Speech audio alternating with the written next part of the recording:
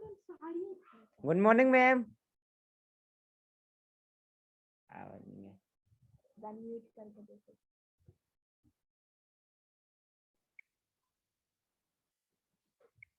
Participants से कौन कौन है? आवाज आ रही है? Yes ma'am. हमारा टॉपिक क्या चल रहा था बच्चों? जेनेटिक डिसऑर्डर चल रहा था, जिसमें हम इसके टाइप्स पढ़ाए थे हमने आपको। तो पहला टाइप हमारा क्या था? मेंडेलियन। सेकंड पद्दू का क्या? माइक ऑफ रखिए अपना। ठीक है। दूसरा था हमारा क्रोमोसोमल डिसऑर्डर। तो यहाँ पर मेंडेलियन भी 2 टाइप्स का था। एक तो था हमारा ऑटोसोमल, ठीक है, या अलिंग गुणसूत्रीय आनुवांशिक विकार, ठीक है। और दूसरा था हमारा सेक्स लिंक्ड डिसऑर्डर्स। तो हम यहाँ पर पहले इसके बारे में पढ़ रहे थे, क्योंकि हमने आपको बताया था कि ये 2 ही डिजीज है, इसलिए हम इसके बारे में डिस्कस कर लें। तो इसके अंदर हमने पढ़ा था, क्योंकि ये भी 2 टाइप्स के होते हैं, डोमिनेंट और रिसेसिव। तो हम रिसेसिव डिजीज यहाँ पर कर रहे हैं। हमारे सिलेबस में केवल रिसेसिव ही है, डोमिनेंट नहीं है। तो हमने 2 पढ़ी थी। एक पढ़ा था हमने कलर ब्लाइंडनेस, जो हम कल पढ़ चुके हैं, और आज पढ़ेंगे हम हीमोफीलिया। आज हम किसके बारे में पढ़ रहे हैं? हीमोफीलिया के बारे में पढ़ने जा रहे हैं। तो चलिए देखते हैं कि हीमोफीलिया जो डिजीज है वो क्या होती है और किस तरीके से ये हो जाती है।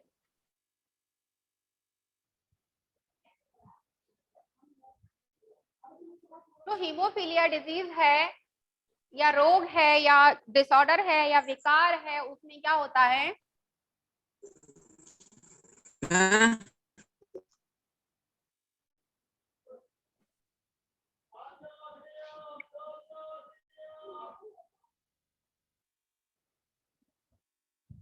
यह इसको हम ब्लीडर डिजीज के नाम से भी जानते हैं। इसको क्या बोलते हैं हम? Bleeder disease. ठीक है। ब्लीडर डिजीज से ही नाम पता चल रहा है कि इस रोग में ब्लीडिंग बहुत ज्यादा होती है। इसका मतलब क्या है कि मान लीजिए कि आपका ये हैंड है, ठीक है, और यहाँ पर कोई कट लग जाए, ठीक है, यहाँ पर चाकू से कट लग गया, अब वो ब्लीडिंग हो रही है। नॉर्मली क्या होता है कि कट लग जाता है तो हम उसको दबा के रखते हैं कुछ टाइम के लिए, तो ब्लीडिंग स्टॉप हो जाती है, ठीक है। अगर बहुत ज्यादा लग जाती है तो फिर हमें डॉक्टर के पास जाना पड़ता है, तो वो कुछ मेडिसिन वगैरह उसको डालते हैं और पट्टी जमा कर देते हैं, तो भी ब्लीडिंग स्टॉप हो जाती है। तो नॉर्मली यही होता है। लेकिन अगर हीमोफीलिया डिजीज होती है तो उस वजह से हम पट्टी भी बांध लें तब भी जो ब्लीडिंग है वो कंटिन्यू होती रहती है, और वो लगभग अगर 24 घंटे तक ये होती रही ब्लीडिंग, तो इसका मतलब है कि उसको हीमोफीलिया है और उसकी डेथ भी हो सकती है, क्योंकि उसका ब्लड लॉस हो रहा है बॉडी से। इसीलिए इस हीमोफीलिया को हम क्या बोलते हैं? ब्लीडर डिजीज कहते हैं। तो नॉर्मली क्या होता है कि हमारी बॉडी के अंदर 2 फैक्टर पाए जाते हैं, क्योंकि जो हीमोफीलिया है वो 2 टाइप्स का होता है, हीमोफीलिया ए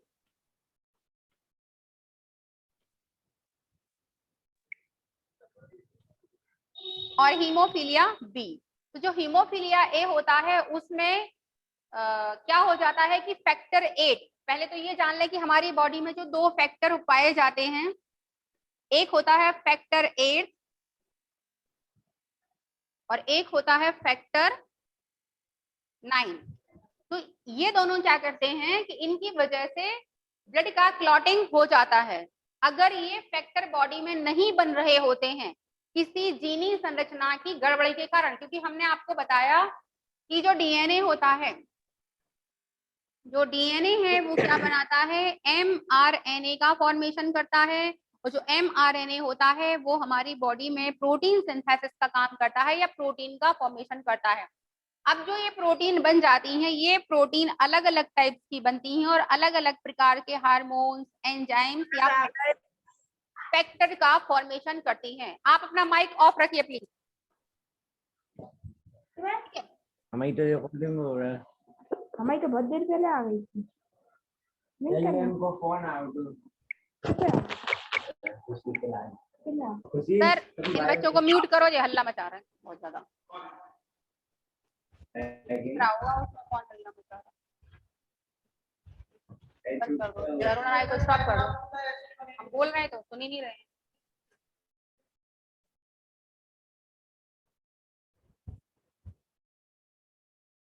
बिना मतलब कि यहाँ पर टॉकिंग नहीं चलेगी। ओके, अगर आपको कोई क्वेश्चन है तो आप क्वेश्चन करिए। तो यहाँ पर जो डिफरेंट टाइप जो प्रोटीन्स का फॉर्मेशन होता है, तो अलग अलग टाइप्स की प्रोटीन का फॉर्मेशन होता है और वो जाकर के करती हैं अपना अलग अलग टाइप का वर्क करती है। तो कुछ प्रोटीन्स जो होती हैं वो क्या बनाती है, फैक्टर 8 और फैक्टर 9 या डिफरेंट टाइप की प्रोटीन का भी फॉर्मेशन करने में हेल्प करती हैं।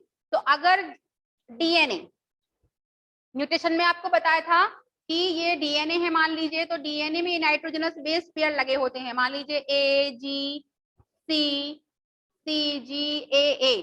ठीक है, तो इनमें अगर कोई चेंजेस आ जाए, मान लीजिए यहाँ पर जी लग जाए सी की जगह पर, तो जो प्रोटीन का फॉर्मेशन होना होता है वो कोडोन में होता है या 3-3 के पेयर में होता है। तो पहले यहाँ पर जी सी सी था, लेकिन हमने यहाँ पर क्या कर दिया, जी कर दिया, चेंज कर दिया। ये क्या है, डीएनए है। अब इसमें चेंज हो जाएगा तो क्या बनेगा, ये जी जी सी हो जाएगा। तो इससे पहले mRNA कौन सा बन रहा था, जी से क्या रिप्लेस होता है, सी, और सी से जी और जी। लेकिन अब ये चीज हो गई है तो क्या होगा, सी सी जी। तो ये अलग प्रकार का प्रोटीन बनाएगा, ये अलग प्रकार का प्रोटीन बनाएगा। जब प्रोटीन ही चेंज हो जाएगा तो क्या ये फैक्टर्स का फॉर्मेशन होगा, इन फैक्टर्स का फॉर्मेशन नहीं होगा, जिसकी वजह से क्या हो जाएगा कि ब्लड का क्लॉटिंग नहीं होगा, रक्त का थक्का नहीं जमेगा बॉडी में, और क्या होता रहेगा, ब्लड कंटिन्यू लॉस होता रहेगा, जिसकी वजह से व्यक्ति की मृत्यु हो सकती है। तो आपको समझ में आया कि हीमोफीलिया जो है वो क्या डिजीज है और कितने प्रकार का होता है और उनको कौन फैक्टर कॉज करते हैं, किसकी कमी की वजह से ये हो जाता है। अब ये जाने कि जो हीमोफीलिया डिजीज है वो आई कहाँ से, तो इंग्लैंड की जो महारानी है, रानी विक्टोरिया, तो जो विक्टोरिया रानी है उसमें ये देखा गया था ये डिजीज, और उनके बच्चों में देखा गया था, मतलब उनके बेटे में देखा गया था और फिर उनके पौत्रों में देखा गया था। ठीक है, तो ये डिजीज वहां से ये स्टार्ट हुई और धीरे धीरे करके ये डिजीज उनके पूरी फैमिली में फैल गई, क्योंकि इसको हम रॉयल डिजीज भी बोलते हैं। तो जो रॉयल फैमिलीज होती हैं उनमें मतलब कजन्स में भी या बहुत क्लोज रिलेशनशिप में मैरिज हो जाती है, तो जिसकी वजह से ये डिजीज जो है वो काफी ज्यादा फैल गई थी। अब हम इसकी इनहेरिटेंस देखते हैं कि इनकी वंशागति कैसे होती है इस रोग की। तो कल हमने आपको बताया था कि जिस तरीके से कलर ब्लाइंडनेस के लिए जो ये डिजीज भी कैसी है, रिसेसिव है, ये डिजीज भी कैसी है, रिसेसिव है। इट मींस इसके दोनों क्रोमोसोम पर होना चाहिए, इसके एलील होना चाहिए। अगर एक एलील प्रेजेंट है और एक एब्सेंट है तो ये डिजीज एक्सप्रेस नहीं होगी। और हम ये डिजीज जो है हम पढ़ कौन सी रहे हैं, एक्स लिंक्ड पढ़ रहे हैं। इसका मतलब है कि हीमोफीलिया को कॉज करने वाले जो जीन है वो किस क्रोमोसोम पर होंगे, एक्स पर सिचुएटेड होंगे, वाई पर ये हरगिज नहीं होंगे। तो पहली बात तो रिसेसिव है, दूसरा एक्स लिंक्ड है ये। इसका मतलब है कि जो इसका जीनी मेकअप, जेनेटिक मेकअप बनेगा तो क्या बनेगा, XH, मतलब कि जो ये फीमेल है वो कैसी है, हीमोफिलिक है। ये जो फीमेल है वो कैसी है, हीमोफिलिक है। लेकिन अगर हम XH और X लिख दे तो इसका मतलब है कि ये जो फीमेल बनी है वो कैसी है, कैरियर है। कल भी हमने यही किया था, हमने कलर ब्लाइंड में केवल C लगाया था, यहाँ पर C था, यहाँ पर C था और यहाँ पर C था। अब मेल की बात करें तो X और Y होता है मेल में, तो ये तो नॉर्मल मेल हो गया है ना। लेकिन हम डिजीज कौन सी पढ़ रहे हैं, एक्स लिंक्ड पढ़ रहे हैं। ठीक है, तो इसका जो हीमोफीलिया के जीन है वो कहाँ होंगे, एक्स पर। तो हम H यहाँ पर लगा दें, बाई पर तो होगा नहीं। तो इसका मतलब क्या है कि ये भी जो मेल है, ये जो मेल है वो कैसा है, हीमोफिलिक है। मतलब कि उसको हीमोफीलिया डिजीज है। इसको भी हीमोफीलिया डिजीज है, इसको भी हीमोफीलिया डिजीज है, बट इसको हीमोफीलिया डिजीज नहीं है। ठीक है, तो इसको हम क्या बोलेंगे, कैरियर बोलेंगे। और नॉर्मल तो आपको जेनेटिक मेकअप पता ही है कि क्या होता है, ये सारा हटा दो तो ये नॉर्मल हो जाती है। अब हम देखते हैं इसकी एक एग्जाम्पल आपको बताते हैं। हमने मान लीजिए आपको बोला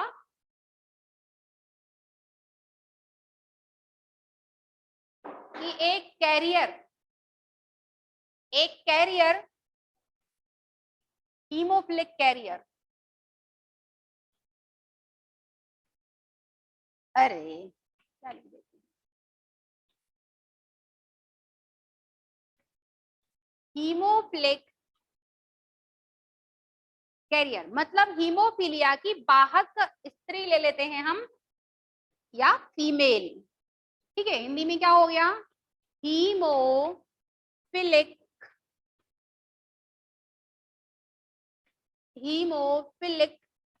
वाहक स्त्री का जो है उसका विवाह किससे करा दिया जाए। ये हीमोफिलिक स्त्री है तो इसका जेनेटिक मेकअप क्या होगा? कैरियर है, सॉरी क्या है ये? कैरियर है। तो एक पर एच आएगा और एक पर एच नहीं आएगा। इसकी शादी हम किससे करा देते हैं? एक हीमोफिलिक पुरुष से करा दें, मेल से करा दें। तो हीमोफिलिक जो मेल है उसका जेनेटिक मेकअप क्या होगा? एक्स, एच और वाई। ठीक है, तो एक्स, एच और क्या हो गया? वाई। अब हम इनका गैमीट्स बनाएं तो बड़ा इजी है, मियोसिस डिवीजन करा दो और इनको हाफ हाफ कर दो क्रोमोसोम को, तो हो जाएंगे गैमीट्स का प्रोडक्शन हो जाएगा एक्स, एच, वाई। अब इसका क्रॉस हम किससे कराएंगे?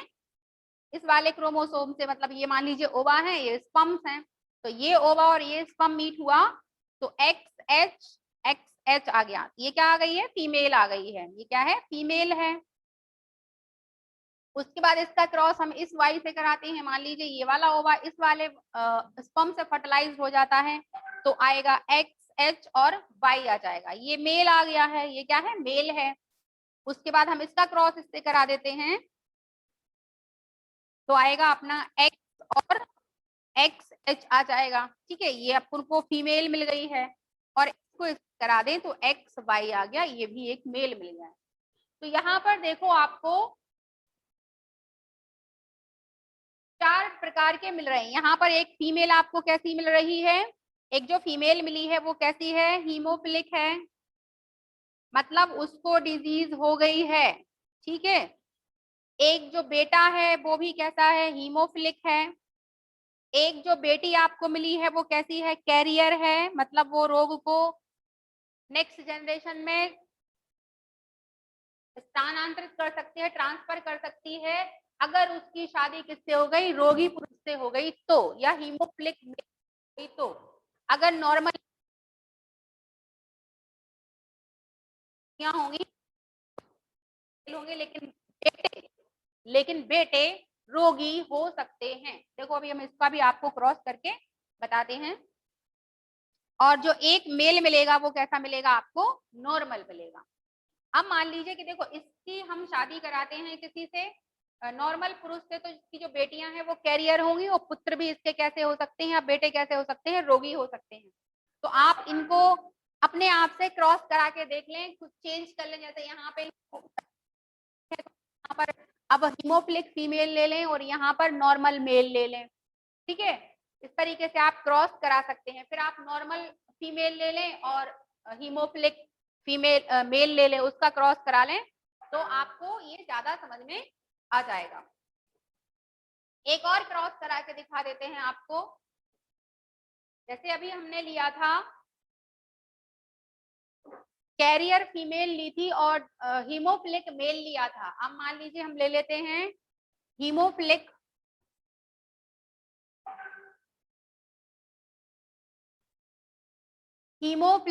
फीमेल ले लें और नॉर्मल मेल। तो नॉर्मल मेल का तो जेनेटिक मेकअप ये हो जाएगा, इसका क्या होगा? X H x H. इसके गैमीट्स कैसे बनेंगे? एक्स एच और इसके गैमीट्स। और अब इसको क्रॉस कराओ तो क्या आएगा? X H x. इसको क्रॉस कराओ तो एक्स एच वाई। इसको इससे क्रॉस कराओ तो एक्स एच एक्स और इसको क्रॉस कराओ तो एक्स एच वाई। मतलब कि अगर फीमेल जो है वो कैसी है? हीमोफिलिक है या उसको हीमोफिलिया डिजीज है, नॉर्मल पुरुष से उसका विवाह होता है तो उसकी जो संतानें होंगी, बॉयज जो होंगे वो सारे के सारे कैसे होंगे? 50% चांसेस नहीं रहेंगे, 100% श्योर है कि उनके जो पुत्र होंगे वो हीमोफिलिक ही होंगे। जो पुत्र होंगे या जो इनके सन होंगे वो कैसे होंगे?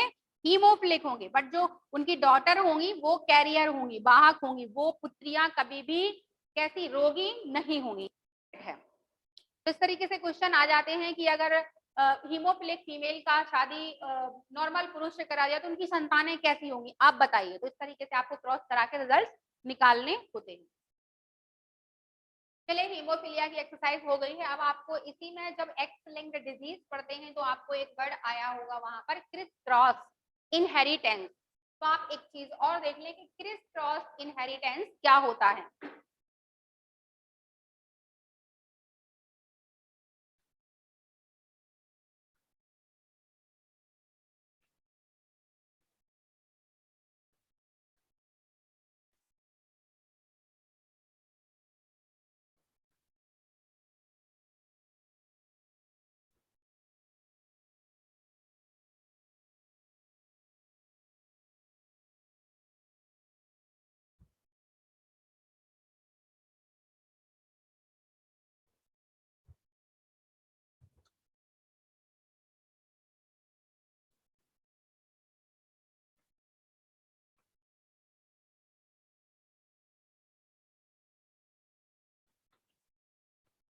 क्रिस क्रॉस वंशागति,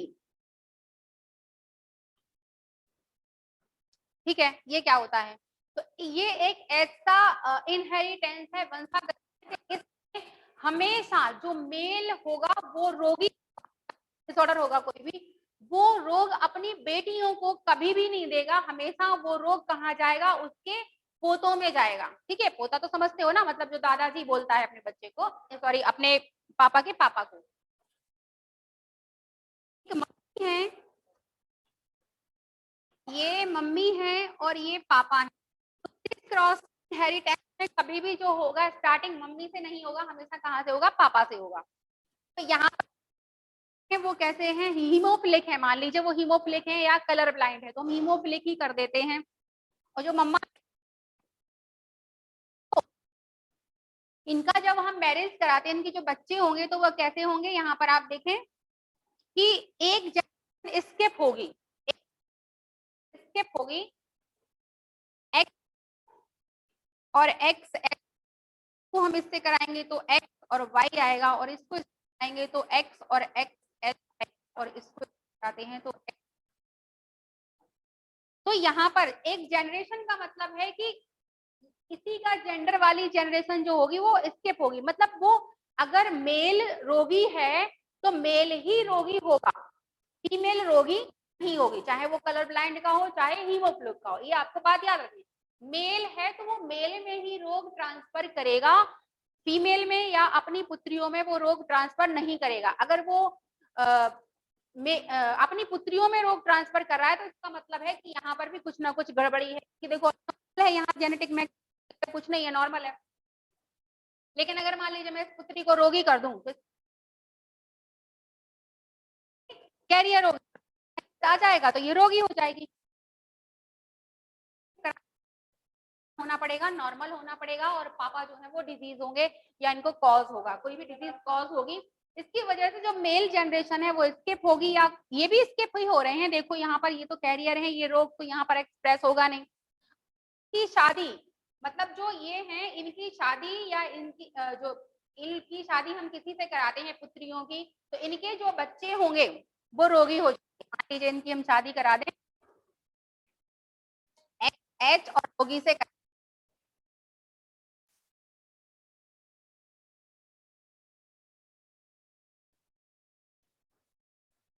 एक्स वाई और एक्स सी और थे ना एच और एक्स एच, या नॉर्मल से करा दें। ठीक है, तो यहाँ पर आप देखेंगे इसका क्रॉस जब हम इससे कराएंगे, नॉर्मल से ले रहे हैं, तो क्या होगा यहाँ पर एक्स और एक्स एच, और यहाँ कैरियर है तो हम कैरियर लेंगे। ठीक है, कैरियर हम नॉर्मल से करा रहे हैं तो इसके हम दो गैमीट बना लें, एक एक्स और एक वाई, और यहाँ बनाए हम एक्स एच और एक्स। अब हम इसको क्रॉस कराएंगे इससे तो क्या आएगा, एक्स और एक्स, एच आ गया। ठीक है, ये कैरियर आ गई। इसको इससे क्रॉस कराएंगे तो क्या आया, ये बॉय नॉर्मल आया। लेकिन अगर इसको इससे क्रॉस हो गया तो एक्स, एच और वाई आ गया। मतलब कि यहाँ पर ये पिताजी हैं, ये बेटी थी, बेटी से आ गया फिर से पुत्र में गया या बेटा में गया, ये इसके बेटे में गया। मतलब जेंडर भी चेंज होगा। ऐसा नहीं है हम यहाँ चाहते तो पुत्र से भी क्रॉस करा सकते थे, लेकिन नहीं, पापा से जाएगा पहले बेटी में और बेटी से जाएगा कहाँ पर, तो ये इसका क्या हो गया, पोता। ठीक है, नाती या पोता हो गया। तो इस हो रही है, मतलब बच्चे लड़के जो हैं वो इफेक्टेड नहीं होंगे, लेकिन उसके बाद जो लड़के होंगे वो इफेक्टेड होंगे। बोलते हैं क्रिस क्रॉस इनहेरिटेंस, वंशागति। यहाँ पापा से लड़कों में नहीं जा रहा है, ना ही लड़कियों में, लेकिन लड़कियों से उनके जो लड़कियों के बच्चे, लड़कों के बच्चे होंगे उसकी बात नहीं होगी। ठीक है, लड़कों के बच्चे होंगे उसकी बात यहाँ नहीं होगी, लड़कियों के जो बच्चे होंगे वहां पर। ठीक है, पोते की बात हो रही है यहाँ पर, बेटों में ये हम क्रिस क्रॉस इनहेरिटेंस कहते हैं।